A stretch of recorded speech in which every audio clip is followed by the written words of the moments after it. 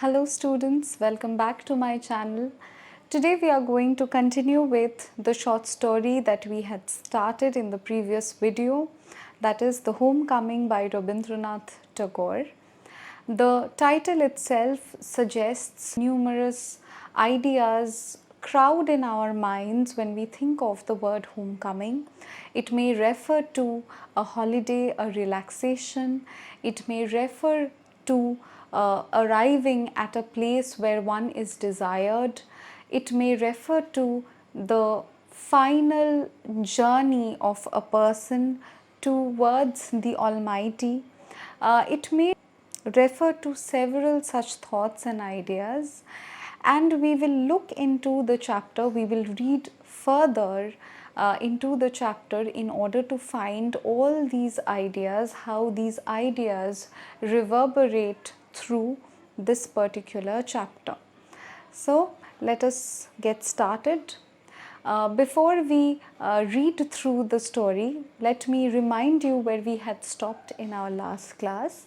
We had seen that the main character in the chapter is Phatik Chakraborty, and he is a sort of leader among the boys. He is extremely mischievous, and we had seen that Phatik's younger brother Makhon had questioned his authority by coming and somehow trying to spoil his fun. He sat on a particular log that was present on the mud flat of the river, and Makhon was sitting on that log. He came and sat on that particular log, and he did not want, he somehow wanted to disrupt their game. Now Phatik threatened his younger brother, but he did not have the courage to hit him. So he thought of a new activity by which he can make his younger brother uncomfortable, and at the same time he can hold his dignity. He can show his power to his followers. He can hold his regal dignity to his followers. So he had ordered them to roll the log with Makhon on it towards the river. And we had stopped at this particular line. At the word go, the log went, and with it went Makhon's philosophy, glory and all. So Makhon's philosophy was what? It was that he came in and he gave an impression that he was a very intelligent, very mature child who was meditating, who was thinking about the uselessness of games. But now with this particular activity, when he was rolled into the mud, his philosophy, his glory, the glory that he was trying to attain by questioning his brother's authority, it all went into the mud. So let us start reading. All the other boys shouted themselves hoarse. So they enjoyed themselves so much that they shouted, and they shouted with delight, and they were shouting so loudly that it made their voices hoarse. It made them croaky, made their voices harsh.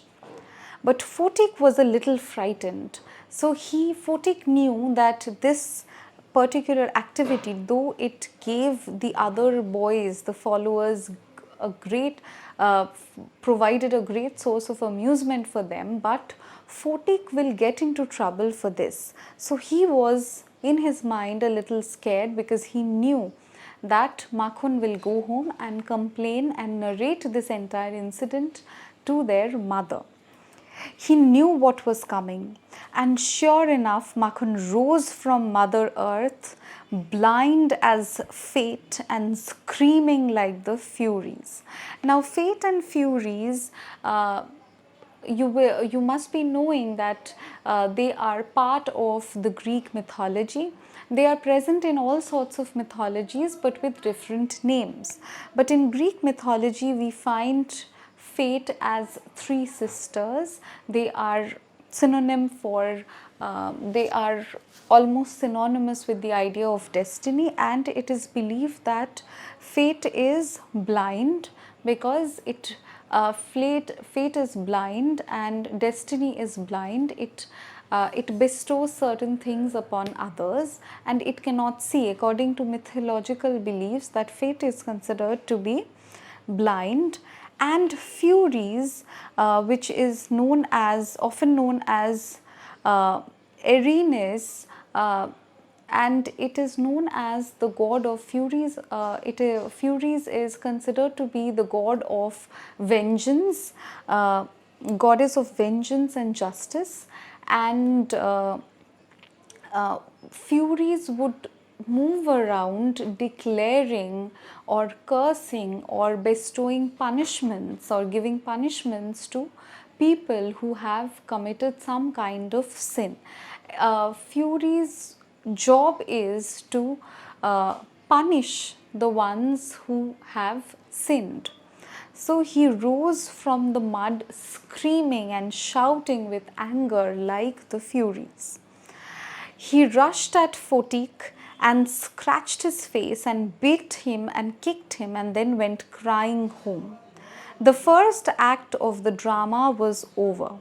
So the first act of drama was over. So this is only the first part. So Makhan was extremely annoyed. He rushed forward at Phatik and he scratched his face, he kicked him, he beat him, and he went home crying because Makhan was extremely humiliated. And this was only the first act of the drama. The drama would continue even when Phatik would go home. So he knew what was coming. Phatik wiped his face and sat down on the edge of a sunken barge. Barge is a kind of canal boat that is kept on the river bank. It was there. He sat down there and he wiped his face and began to chew a piece of grass. So he was feeling a little nervous about what was going to happen, what was going to come. A boat came up to the landing, and a middle-aged man with grey hair and dark moustache stepped on shore. So while he was sitting there, a boat arrived and a man came out. A man stepped out. He stepped on the shore. Please mark the description of the man. You may get questions from there. He saw the boy sitting there doing nothing and asked him where the Chakravartis lived. Phatik went on chewing the grass and said, over there. And he was reluctant to show the man where they lived, and so he just vaguely answered, over there.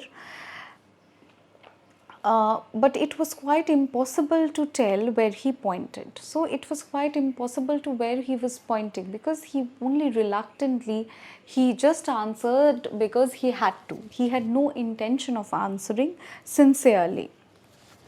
The stranger asked him again. He swung his legs to and fro on the side of the barge and said, go and find out, and continued to chew the grass as before.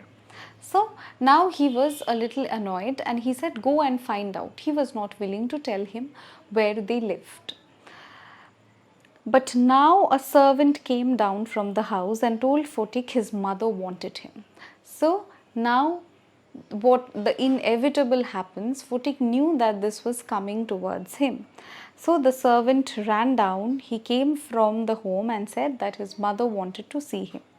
Phatik refused to move, but the servant was the master on this occasion. So Phatik may be a ringleader, Phatik may be a leader to all his followers and the other boys, but here in this particular situation, the servant, who is an adult, he has a greater power.